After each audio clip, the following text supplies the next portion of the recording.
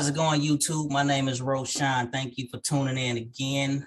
I'm here sitting with Mike, and I want to talk to you all with Mike here and stress the importance of why, when we advocate to protect the rights of everyone, when we advocate, for survivors, that we advocate for survivors all across the board.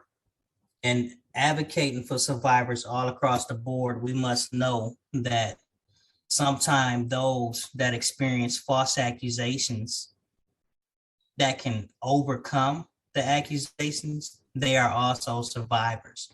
So when we stand up for rights, when we stand up for people, let's stand up for people because it's the right thing to do. When we have false accusations, let's call false accusations out. Let's stand up against false accusations, and let's shut down false accusations, because false accusations destroy lives. And that's not what we want to do. A false accusation of any type of sexual assault will destroy an individual's life. And we want to prevent that. Mike, thank you for coming on today. Can you give me a little insight or backstory of what's happening here? What's happening, I am in the middle of the process. I found myself online communicating with a female who told me that she was older than what she was. She told me she was going to be 18 in a matter of a couple months at the time we started talking. And I found myself not having lust feelings for her, but having actual, cares. Sometimes when we start talking to another person, even though we don't really know them, once they start opening up and telling us personal things about their life, whether, this girl was telling me that she was molested as a little girl by a relative. I'm like, okay, I went through that too. She told me her biological father's not in her life. I'm like, okay, I went through that too. All these things I could relate to her on and whatnot, but to try to shorten it up a little bit. So we were communicating everything, and one of her first messages to me online, this was not a dating app, it was more like a friends app. And she asked me if I could bring drugs to her high school parking lot. And that naturally sent off some alarm bells on me, because I was like, well, I said, I haven't smoked marijuana since 1999. That's a long time ago. I said, I'm not involved in drugs or anything like that. So I'm not that guy, but yet I still wanted to communicate with her. I told her, I said, that sounds suspicious, like something an undercover would do. She goes, no, I'm just lonely. I don't have any friends over here. I thought it'd be cool if we could do some drugs together in a parking lot. I'm like, well, I'm not that guy, but I still wanted to talk to her, So we spoke on the phone just a few times, 4 or 5 times, texted each other a few times. This is all about Halloween of 2019. And fast forward to a Saturday afternoon, the last Saturday of December 2019, after Christmas, she sent me a text message inviting me to her front yard. She goes, my grandparents are gone. She lived with her grandparents. She goes, they're in another county at a car auction. You should come over so we can say hi and maybe have a quick hug in the front yard. We both made it clear that I would not go in her house and she would not get in my vehicle. I was hesitant, but yeah, I was like, you know what? Like, I know I'm not doing anything bad. I don't have any ill intent. So, why not, right? Why not show up, say, hey, she can say that I'm not misrepresenting what I look like and stuff like that. So I drove to her neighborhood and I saw like 7 cars in her driveway. So I was like, whoa, that don't look right. I kept driving. I texted her, said, what's up with all the cars in her driveway? She goes, oh, my grandfather buys and sells cars. He finds at the auction. He goes, there's nobody here. It's just me. She goes, I'll be in the front yard. Well, I pulled up to the stop sign. I didn't see her. I didn't see anybody. So I walked out around my vehicle so she could see what I looked like.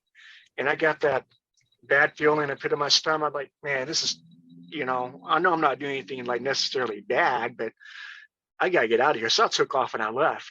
And then she texted, she goes, you didn't have to leave. You should come back. So stupid me turns around and comes back this time I see her standing in her front yard. I pull up to the curb. As soon as I take 2 steps into her front yard, she goes, "There's cameras all over the outside of my house." I'm like, "What are you trying to tell me? That I need to go disappear to Mexico now or what?" She goes, "No, I'm just warning you, there's cameras all over." So part of me is thinking, okay, well, so what if there is cameras? It's just going to show that all we're doing is talking and maybe having a hug. So I said, "Quick hug." She hesitated for a second and she ran and jogged right to me. And she's barely 5 feet tall. I'm like 6'1". And my hands were on her shoulders for like 2 seconds. That's it. I look down at the girl. I go, "You're just a baby." She looks up at me. She goes, "What?" I say, "You're just a baby." I left. But before I completely left, I pulled down my shades. I said, "Are you going to text me anymore?" She goes, "I'll think about it." I'm like, okay. As soon as I left, she texted me, asked if I wanted any naked pictures of her. I said, "I'm not interested in that. I don't want, no child pornography or anything." She goes, "That's good because my friend got in trouble for sending to a 24-year-old guy." I said, "Well, you don't have to worry about that with me because I'm not interested in that." Then she said, "You might like my 24-year-old sister better." So she sends headshot portrait pictures of who she said was her 24-year-old sister. The pictures showed she had like bright red hair and hazel eyes. I'm not like into redheads or anything. The girl I met in the front yard was platinum blonde hair and light colored eyes, So I'm like, "That's weird." Like, I didn't respond. I'm like, "I just met this girl a few minutes ago and now she's already trying to set me up with her sister, So I didn't respond to that. So we fast forward. Finally, January 2020, she invites me to her school and I build up somehow the courage to show up. I know that was foolish and people might think, that's a little bit weird and crazy, but again, it's a public school. There's not necessarily anything illegal about showing it to a public parking lot, but I admit, that's a little bit strange. I get that. So like, okay, I'm going to do it. I'm going to show up to her high school parking lot on her lunch break. And as soon as I pulled in, a police car pulled in right behind me. I texted her, I said, "Never mind, I got to get out of here. The police are here." I thought the police were going to follow me. Blonde hair and I dyed it green and purple. I'm like, "Well, why would you do that? Are you going through a punk phase or what, And so the next week, she sends me another text message. She said, "Please come back to my school on my lunch break. I promise the police won't be there this time." And, by this point, I'm getting like kind of an adrenaline rush. I know things are adding up, all the red flags, but at the same time, like, well, but I haven't done anything wrong. Like, I haven't crossed the line. So, and I kind of, part of me was curious, I want to see, how it turned out and everything. So I pulled up to the high school parking lot the next week for a second time. And again, a police car pulled right up behind me. I'm like, wow, this is too much coincidence. They're watching me. Like, I'm probably already in trouble. You know what? If I'm already in trouble, I'm going to go ahead and park, right? What state is this? This is Georgia. In Georgia, the age of consent, if consent were to come into play, is 16. Unless you're in a position of authority, a teacher, a coach, a cop, something like that, But in this case, go ahead. Go ahead. So anyway, in this case, there wasn't sexual activity. So I'm not thinking about consent anyway. And plus, she's telling me she's she'd be 18 by this point, by January of 2020. So I show up to the school, police car there again. The police car this time parks in front of the school in my direct field of vision, right? Straight ahead. And I kind of feel okay. I'm like, okay, there's a police car there. It's broad daylight. I'm sure the school has cameras, and I know I'm not going to cross the line of X, Y, and Z. Is this a little bit weird? It is, but just a little bit weird and a little bit odd automatically mean illegal? No, it doesn't. So I get out of my van, I stand in front, I wait for the girl to make her way down the parking lot. And I'm expecting short hair, green and purple, like she told me. Or she's lying to me and be platinum blonde like it was in the front yard. The girl that came out to meet me in the parking lot had bright red auburn hair and hazel eyes, just like the pictures of the alleged 24-year-old sister. So at this point, I'm thinking this must be a decoy that I'm meeting. So I asked her, I said, "What happened to your hair? You told me you cut it." She goes, "Oh, I was just joking about that." And I said, "The cop's right there." It didn't bother her. So I kind of held her hands from a distance playfully and like twirled her arm over her head, like to bring her back toward me. I was being playful and she was all smiles from ear to ear. You know what I mean? And I think my worst part about my involvement is the girl had asked me to bring her a beverage. We're not going to say exactly what kind, but you can use your imagination. I bought strawberry. She wanted sour apple. She punched it out of my hand.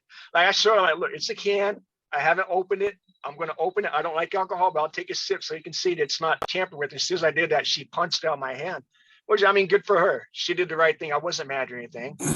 I told the girl, I said, I'm going to get in some trouble. She said, why? I said, because the police are here and I got no business being in your school. At that point, she squeezed me real tight. Bottom of her face pressed into my chest, bottom part of my chest, squeezed me real tight, like she didn't want to let go for like 2 solid minutes. I'm looking down like, are you okay? Are you okay? Are you okay? She's not saying anything. I said, you should probably get back to class. She said, well, my school probably locked me out on my lunch break. It didn't occur to me later, they're trying to I think the police were working with her from this moment. I think they're trying to get me to invite her in my vehicle. In other words, they wanted me to say, oh, really? Your school like you? Well, come on, let's get out here and go somewhere. But that would be kidnapping. So I didn't do that. You know what I mean? I didn't have ill intent at all. And I know everybody says the same thing and people bash so-called predators and whatever they want to call us. But, for some of us, that's true, But anyway, she finally walks off. And I'm like, okay, I'm going to drive out of here. I bet the police are going to follow me. They didn't follow me out. Later that day, I get text messages. My first attorney told me that by this point, it was the police pretending to be the girl. Okay. That's why I think this is a decoy I met that day. But anyway, they're texting me. I'm saying they now, meaning police pretending to be the girl. They text me saying I'm in so much trouble at school. So let me ask you something. I'm sorry. Because we talking about this girl that is in high school and she's saying she's 17, about to be 18. My question was, how old was she actually and what grade was she in? So was this an actual high school student? If so, how old was she? Or was this not an actual high school student? Like, what's happening here? From my understanding, it was an actual high school student, at least in the front yard. But see, I believe the police were involved even from her online profile. Her online profile is still up and running, multiple, right? You would think, why wouldn't a mom say, hey, you got to get off that site? Or why wouldn't the police say, hey, you got to get off that site? So to answer your question, according to what she told me, she would have been 18 by the time we met. The police told me when they arrested me that she was 15. So in leaving the high school parking lot, they're texting me saying she's in trouble at school, her grades are bad, her mom may make her go live in another with her dad who she doesn't have a good relationship with. You used to go straight to the school counselor, tell the counselor your biological father's not in your life, your mom's a workaholic, you live with your grandparents, you can't sleep, you got insomnia just like me. You can't concentrate. I said, I don't think you're a bad girl. I think you're a good girl. I don't think you're stupid. I think you're smart. Maybe you need summer school. Maybe you need a tutor. And then they requested some headshot pictures of me saying she could save to her phone as contacts. Obviously, that was the police trying to further identify me. You get what I'm saying? What grade did she tell you she was in? She told me she was a junior. And do you have any text messages with her telling you she's 17, about to be 18? That would be on that app. I don't know if that app information is saved or not, but I can tell you they confiscated my phone. So they've had my phone for over 2 years, I mean, it's good that I said, no, I'm not interested in your naked pictures. And it's good I never allowed you into my vehicle and stuff like that. What's the name of this app? I'm sorry? What was the name of the app?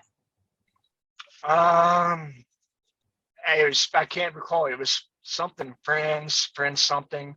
It was like, Let me ask you this. With this app, like, and correct me if I'm wrong, but wouldn't it be some type of age like approval? Like, don't you supposed to be like a certain age to operate on these social friend apps? Yeah, I don't know how that all works. I've heard other people say that there's supposed to be some law that in the United States that if you're a minor, you're not allowed to give your age, or you have to be at least 17 or 18. But there's other apps that I know that are like that you only have to be like, for example, 13 or 14 or whatnot. So I don't know, but I can tell you at the time we were talking on that app, it said 17, and she told me that she was going to be 18 in December. So by the time we actually met in person, according to what she told me, she was already supposed to have been 18, you know? So I mean, and wouldn't do you got a paid lawyer? So I guess what I'm thinking is like, okay, if somebody is on an app for adults, the profile say 17, Right. about to be 18, but they are lying. If they are lying, Right. like, would this It's be considered entrapment? in Georgia, they're allowed to use entrapment in these types of cases, unfortunately. So I can't really use entrapment as a defense. This is clearly entrapment, but I can't really, from what everybody's telling me in Georgia, I can't use that, you know? And then as far as the age, it's like, I think all the states in the country have said that, you know, not knowing the age is not an excuse. So even if the girl lies, it's on the older person. You know what I mean? That's not fair, but you know, I guess in some cases, for example, if you have like a 13 or 14-year-old girl pretend to be 18 so she can hook up with an older guy, and then the guy ends up raping her and getting her pregnant, then, you know, then you can kind of, okay, you know, but I mean, I agree with you, but you know, that's just kind of the way it is. So for the conversation of this girl telling you about how she was molested as a kid, Right. is this so was that made up, or is this somebody hurt because of what happened to them as a kid trying to hurt somebody else because they are hurting? You know how they say hurt people hurt people? Yes, and that's a good question. That's some good insight you have there. I tend to go on the lines of agreeing with you and what you're saying. She told me it was a relative that molested her and did her wrong when she was a little girl. Like I told you, I was molested by relatives from age 3 to 12 and stuff, so I could relate to her on that. And I'm sure she was hurt. And I get the overall impression that somewhere down the line, she probably got in some kind of trouble, and her and her mom probably worked something out with the police to try to use her app online to bait people, you know, like me, and get them in trouble. But then you go back, and her first message to me was asking if I could be in drugs to her high school. So that's why I think she was working with the police. I think initially the police were looking for a drug bust, and then they realized I'm not involved in drugs. And then they said, oh, well, let's make this guy a weirdo now, right?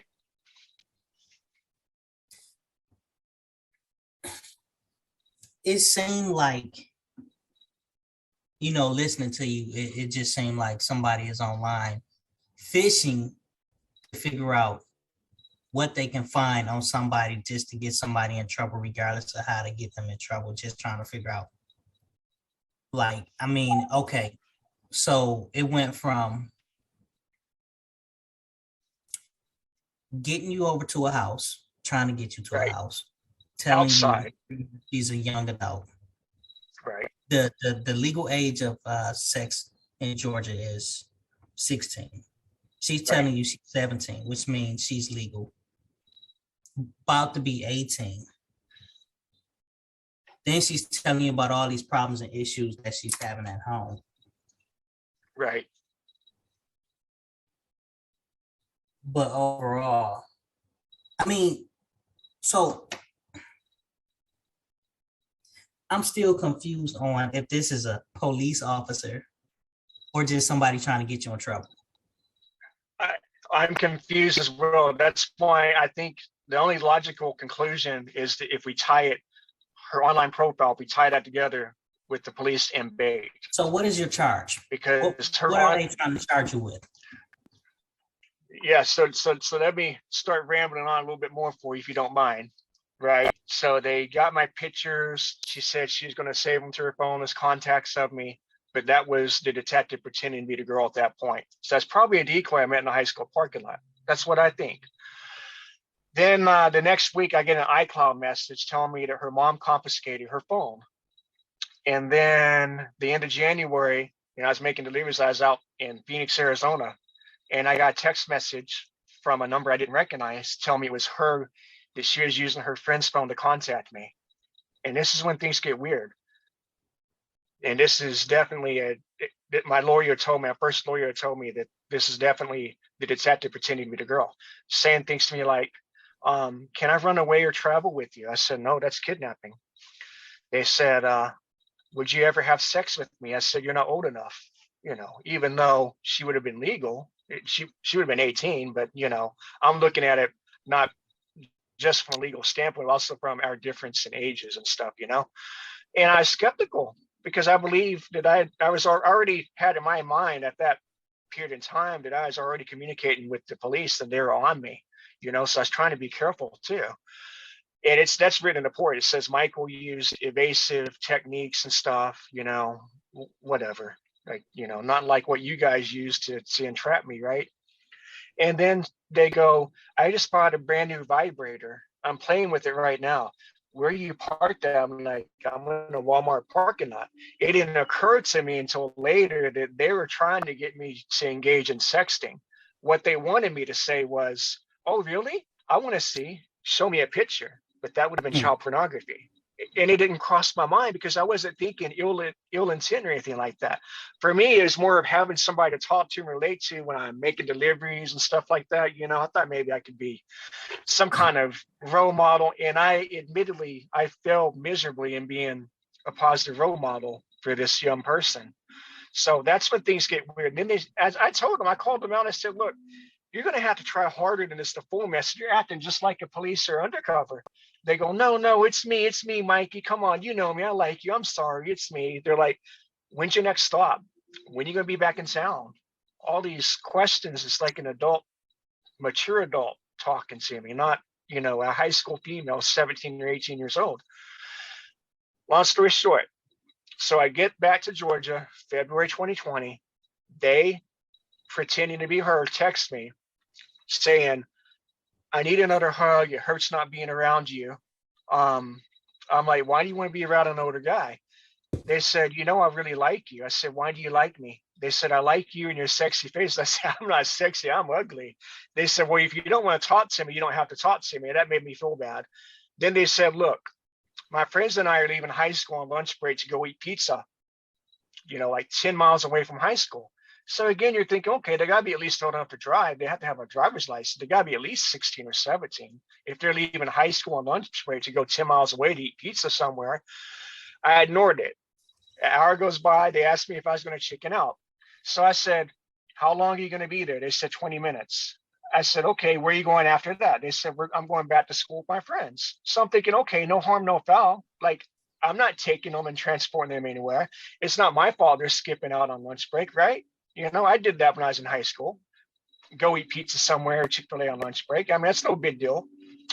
So I went early to see if I could see anything unusual. And I saw a white unmarked police car driving around in circles. I went and parked across the parkway to keep my eyes ahead. And they texted me. They said, do you want me to cross the parkway and get the van over there where you're at? I'm looking around like, I didn't tell them where I was. I'm like, man, they're watching me.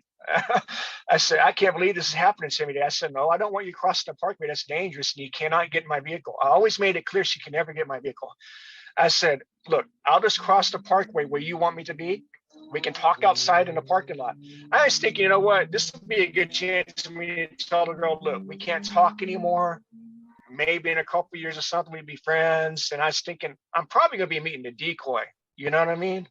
I'm thinking, I haven't crossed the line. Maybe I'll get a misdemeanor or two, right? Mm-hmm. Huh? Was it the same I'm thinking, person? No, so I didn't get to meet. So what happened? As soon as I crossed the parkway, that same unmarked white police car I saw earlier pulled behind me and signaled me to pull over. And when I parked into the parking spot, there's 12 police cars there. So they're like, they came up to my door. They're like, "Are you so and so?" And they pulled up my license and they're like, "You're not being arrested. You're being detained." So they took me to speak to the detective. And I have my shades on because I am autistic and I'm real sensitive to lights and stuff and sounds and you name it. So the detective was like, "Take your shades off. I like to look at the eyes of the person I'm talking to." Shades went off. There was awkward silence for a couple minutes. He goes, "Will it help you to communicate if you put your shades back on?" I nodded my head.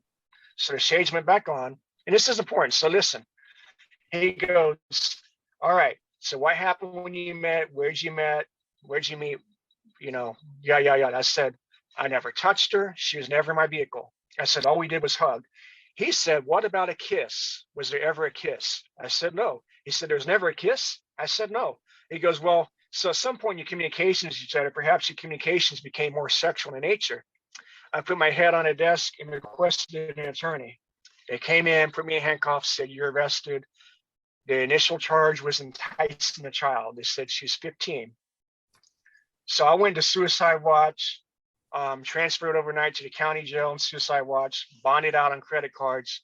But the police took me directly to the hospital for suicide observation. My drug screen was clean, so they released me the same night.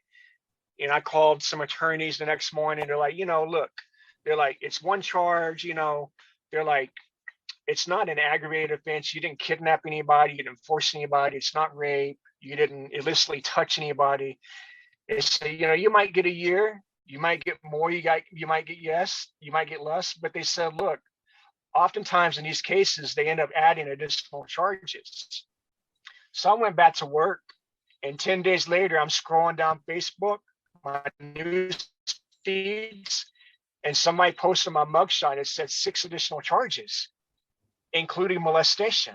And I'm flipping out. I'm like, how can this be molestation? This wasn't no little kid. And I didn't touch her inappropriately. My fingers didn't touch her inappropriately. My mouth didn't touch her inappropriately. Like, what the hell's going on?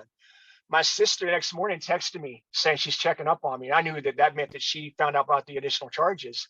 I said, look, you're a nurse. I said, can you give me like succinylcholine, something to allow me to die peacefully? I'm like, I don't know what's going on. I said, Sarah, my sister, I didn't touch this girl. Like, all we did was hug. So I made my delivery to Texas, Laredo on the border with Mexico. Then I had a pickup from Laredo going to Las Vegas. Now at the Border Patrol, they don't just have Border Patrol checkpoints on the border with Mexico. They also have them like 30 miles, 50 miles, 100 miles on all the roads and highways leading out, right? So that's what got me. I was going north. I didn't know I knew I have these additional charges, but I didn't know that meant I had another warrant because I'd never been in trouble before. So my van lit up at a checkpoint. Boom, boom, boom, boom, cameras flashing. Border Patrol pulled me out. They said, you got a warrant for your arrest out of Georgia. I'm like, how? I said, I just bonded out 2 weeks ago. They said, yeah, but it looks like Georgia added additional charges. So they detained me for 2 hours. They got on the phone with Georgia. Georgia didn't want to extradite me. So Texas said, hey, good luck. Here's your keys. Get yourself an attorney ASAP because you're about to lose everything. I said, I didn't know she was 15 and all we did was hug. He goes, I'm not here to judge you. I'm just telling you, get yourself an attorney ASAP because you're about to lose everything, man. So I hired an attorney that night from the internet, paid her in full. She didn't correspond with me until April, 2 months later. What happened when COVID-19 was getting real bad, right? And finally, she tells me, go to the bond place, pay your second bond. And then after that, turn yourself into the county jail and they'll release you after a few hours. And that's what happened. So then I fired her because she still wasn't communicating with me after that and hired another attorney. So that's pretty much where I'm at right now, All right. If you had a conversation with a young lady on an app that, I hadn't seen any app that allows anybody under the age, again, you can correct me if I'm wrong. I have never seen an app that allow anybody under the age of 18 to get on the app unless it's like TikTok, but I could be wrong, so I have no idea what app you are on. But if on this app, it said she was 17 and she was telling you she was 17, about to be 18, And, you know, you never kissed her. You met up with her. You hooked up with her. You talked to her. You never said anything explicit or sexual in content.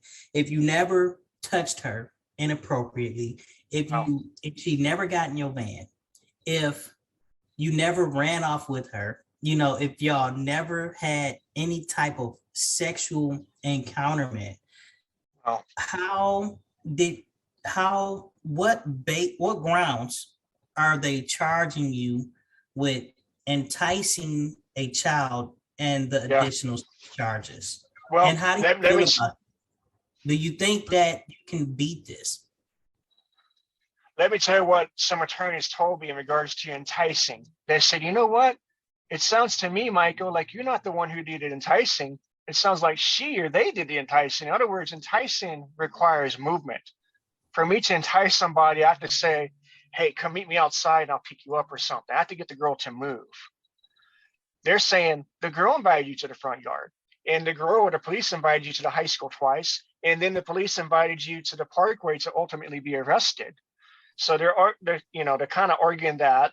And then they're saying, as far as molestation, I don't think you have anything to worry about that. I think we can fight that. But, to break it down a little bit more for you. So I've had 2 court appearances. My first one came in January, my second in February.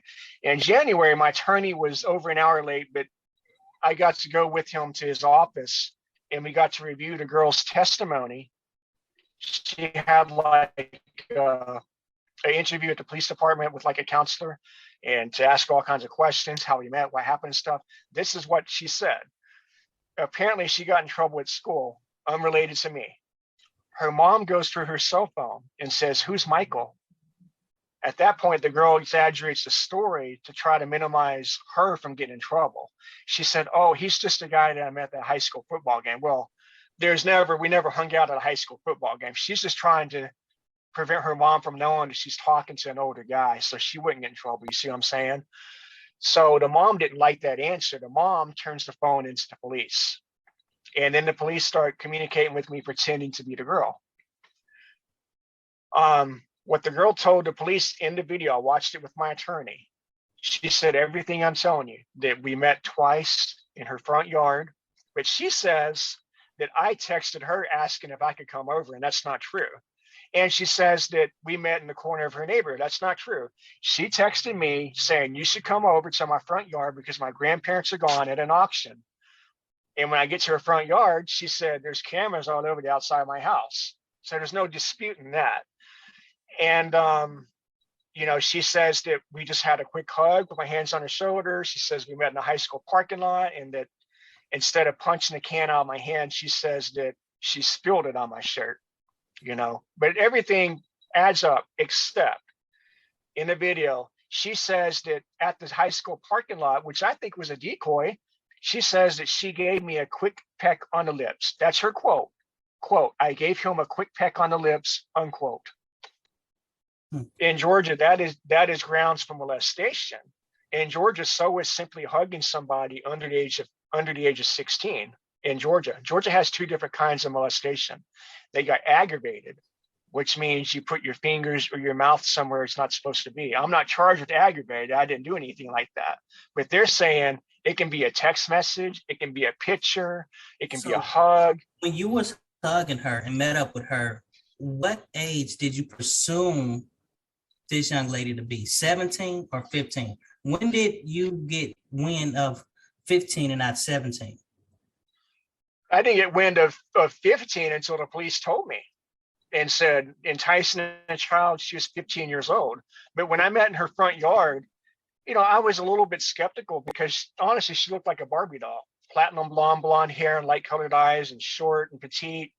And I looked down at her when I had my hands on her shoulders. I said, "You're just a baby." She goes, "What?" I said, "You're just a baby," and I left. So I was skeptical that she could have been younger, but then she's trying to hook me up with her 24-year-old sister. And then at the high school parking lot, it looked like the pictures of the alleged 24-year-old sister, So I got to a point. So I got to that point. By the time I met the redhead in a high school parking lot, which was supposed to be the same girl from the front yard. My mind was made up that, okay, I'm playing games with police now. But I'm also like, okay, but they got nothing on me. Like I haven't done anything. Is this, or are these charges felony or misdemeanor? So it's 4 felonies and 3 misdemeanors. First, it was 3 felonies and 4 misdemeanors. All the misdemeanors are alcohol related. And I don't see how they got 3 because it was just, 1 incidents. So I don't know how they got 3 from, but the misdemeanors in a case like this, we're not really worried about that. I don't like it, but it is what it is. We're worried about the felonies because that's what's going to make me a registered sex offender. Any one of those 4 felonies will make me a registered sex offender. So here's what they're saying. So we got enticing, right? That's 1. We got molestation, that's 2, but they also added criminal attempt to commit felony on the day that they baited me and arrested me. What they're saying is that it was a criminal attempt for me to show up to molest her. There's no text messages supporting that. I said, no, you can't get in my van. You can't cross the parkway. There's no text messages saying, hey, when I show up to the parking lot, you can get in my van and we can go rendezvous and do something wicked. Nothing like that.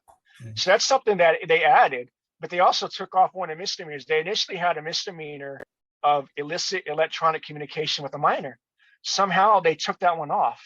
And I'm thinking, well, if that's not a part of this, then shouldn't everything else fall down like dominoes in this case? Like what else would they have? Because I haven't done anything physical. But, like I asked the attorney, I'm like, look, I feel bad that she ended up being 15. I feel bad for communicating with her. I feel bad for what she's going through in this legal process. Like, is there any way I can serve a year or 2, right? Can I also do like 2,000 hours of community service to avoid being a registered sex offender? Because that's what we're worried about here. He said the state's not looking at 1 year. The state is looking at many years and sex offender registration. Yeah.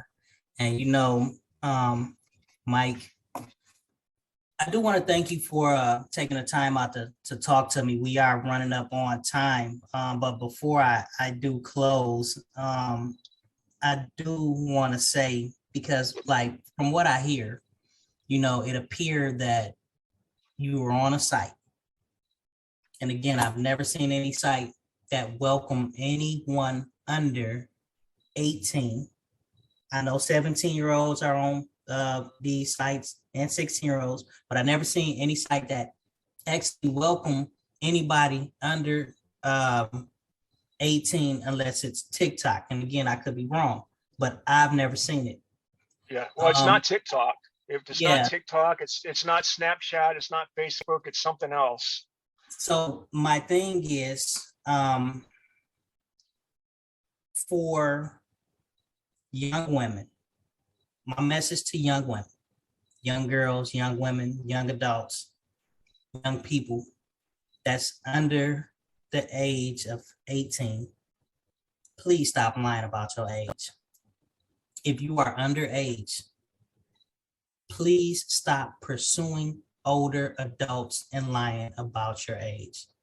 For parents that have younger adults that may be into or getting to the age of sexual activity, before you attempt to ruin someone's life because of your kids, because they are doing something with someone older that you don't understand, please have a talk with your kid. Talk with your children instead of immediately trying to destroy somebody from a case that you can never reverse or take back or get rid of. Sexual assault is serious. False accusations destroy lives. Angry parents also destroy lives. Before we destroy lives, let's talk to our kids. Let's talk to our children. Let's have the hard conversations with them that you may not want to have with them instead of destroying someone's life. Right. Mike, You know, before we end this, do you want to say anything before we log off? yeah, I just, the sex offender registry is the most detrimental thing about all this. Because, like I said, any one of these 4 severe charges, if I get convicted, I will be an automatic registered sex offender. Now, let's say, for example, if I come out and do my time, I don't know how many years that could be. It could be a lot, But say I serve my time, and Georgia right now will allow people to petition to come off the registry after serving their time. So say I do that, and I decide I want to go move to Florida. As you know, Florida will make you a lifetime registrant. So whatever state you move to, you have to start over and abide by those states' rules. And young girls, teenagers or whatnot, don't have the mindset. To them, it's more of a game, and when they think of punishment, they think of what they've experienced: getting grounded, going to juvenile hall. It's not so bad, but they don't realize that the sex offender registry prevents somebody from living and working within 1,000 feet, whatever, and it makes it hard, especially when the time comes for us to come out of prison, and if we don't have a physical address to go to, a lot of us end up homeless. And I want to say that not all people on the registry are the same. Not all people on the registry are rapists. Not all people on the registry touch somebody inappropriately. Not all people on the registry we're looking at child pornography. It's very easy in this country to become a registered sex offender. I feel guilty, ashamed, embarrassed. Everybody in my family has quit talking to me since last summer. Initially, they supported me, but what happened? I ended up making a report about my mom for things she did when I was little. And so things fell down like dominoes. Because of that, everybody, quit associating with me. Luckily, I have a few good friends that live down in Florida. Unfortunately, they live in Florida, but they invite me to church and stuff like that. And they're good Christian people, and they know my heart. They've known me since I was 15 years old. And they know that this is BS, that my actions don't deserve all the punishment being thrown at me. Like I said, I'm willing to serve a year or two and do 2,000 hours community service. But, what I'm hearing is they want me to serve more than that.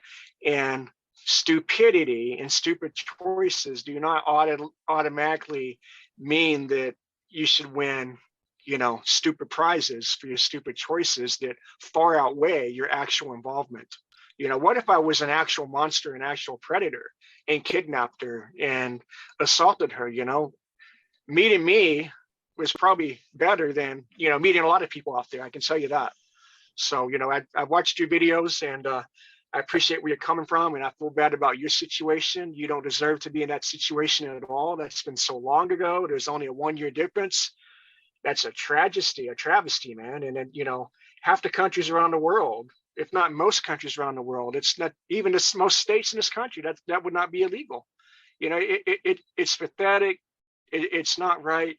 Something needs to be done. And I'm glad people are starting to speak out.